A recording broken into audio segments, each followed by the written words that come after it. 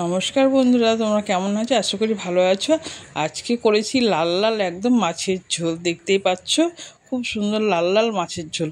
তাই মাছটা বেশি বড় না, 500 ওজনের মাছ, পোনা মাছ। সেই মাছটা আজকে করছি, রেসিপিটা তোমাদের সঙ্গে শেয়ার করবো। লাল লাল ঝোল সেটা তোমরা দেখতে হবে। মাছটা নিয়ে কেটে নিয়েছি, দিয়ে ধুয়ে লবণ আর হলুদ মাখিয়ে রাখবো। এখন লবণ হলুদ মাখিয়ে রাখলে মাছে একটু তাহলে লবণটা ভালো ঢোকে। দেখতে পাচ্ছ লবণ হলুদ মাখিয়ে বেশ সুন্দর করে রেখে দিলাম। দিয়ে এইবার এদিকে মশলাটা করব।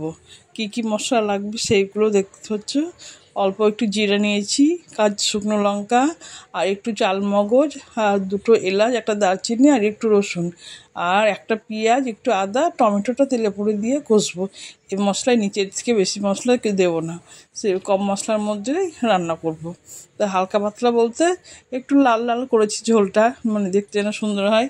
দিয়ে কড়াইতে তেল দিয়ে দিলাম। এবার তেল দেওয়ার পর তেলটা গরম হয়ে যাওয়ার পরে এবার মাছটা দিয়ে দিলাম। মাছের পিসগুলো দেখে বুঝতেই পেরেছো খুব বড় একটা মাছ না, ছোটো ছোটো মাছ। সে মাছগুলো দিয়ে দিলাম, দিয়ে উল্টিয়ে বেশ দিলাম। দিয়ে লাল লাল করে যদি ভাজে মাছগুলো খেতে টেস্টি হয়। আমি লাল লাল করে মাছটা ভেজে এবার তুলে রাখবো। দিয়ে তারপরে ওই তেলের মধ্যে তখন দেবো। মাছটা এখনও তোলা হয়নি, এবার তোলা হয়ে গেল মাছটা। দিয়ে এবার জিরা, শুকনো লঙ্কা, তেজপাতা তেলের মধ্যে দিয়ে দিলাম। ওই তেলের মধ্যে দিয়ে দিলাম, এক্সট্রা তেল দিলাম না, মাছ ভাজার তেলেই দিয়ে দিলাম। দিয়ে ভালো করে দিয়ে তেলের মধ্যে আমি তেলের উপরে টমেটোটা দিই। তোমার ভালো করে জানো তেলের উপরে টমেটো দিলে কালারটা ভালো আসে, কালারটা খুব সুন্দর হয়। তো আমি কোনো মানে কাশ্মীরি লঙ্কা গুঁড়ো দিইনি, শুধু বাটা মশলা দিয়েছি।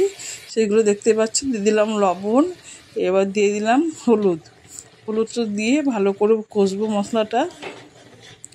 কষতে কষতে নাহলে আমি শুধু শুকনো লঙ্কা দিয়েছি, আর কাশ্মীরি লঙ্কা গুঁড়ো দিইনি। এটা হচ্ছে ভাজা মশলাটা ওটা করেছিলাম। সে ভাজা মশলাটা একটু দিয়ে ভালো করে কষবো। ভালো করে কষতে কষতে যখন তেল ছাড়া হয়ে যাবে তখন আলুটা দেবো। আলুটা সেদ্ধ করে রেখে দিয়েছি, জল ভাপিয়ে, জল দিয়ে করে জলটা ছেড়ে রেখে দিয়েছি। দিয়ে আলুটা দিয়ে দিলাম। দিয়ে আলুটা দেওয়ার পরে ভালো করে এবার কষতে হবে। কষে তারপরে যখন তেলটা ছাড়া হবে তখন আমি জল দেব। এখনও দেখতে পাচ্ছ আমি কষতে এবার কষাটা হয়ে গেছে দেখতে পাচ্ছ। আর একটু কষবো, কষার পরে জলটা দিয়ে দিলাম। দেখতে পাচ্ছ জলটা দিয়ে দিলাম। মাছের ঝোলটা যখন ফুটে উঠবে তখন মাছটা দেব। এবার মাছের ঝোলটা ফুটে এসছে, এবার দেখতে পাচ্ছ। এবার আমি মাছটা দেব।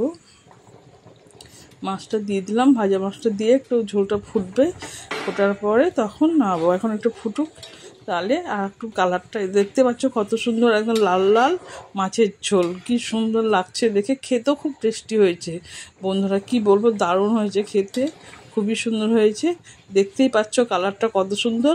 তোমরা দেখলে আমি কাশ্মীরি লঙ্কা কোনো কিছু অ্যাড করিনি, শুধু সব বাটা মশলা অ্যাড করেছি। দেখতে পাচ্ছ কালারটা খুব সুন্দর হয়েছে, লাল লাল মাছের ঝোল। কী মাছ জানো?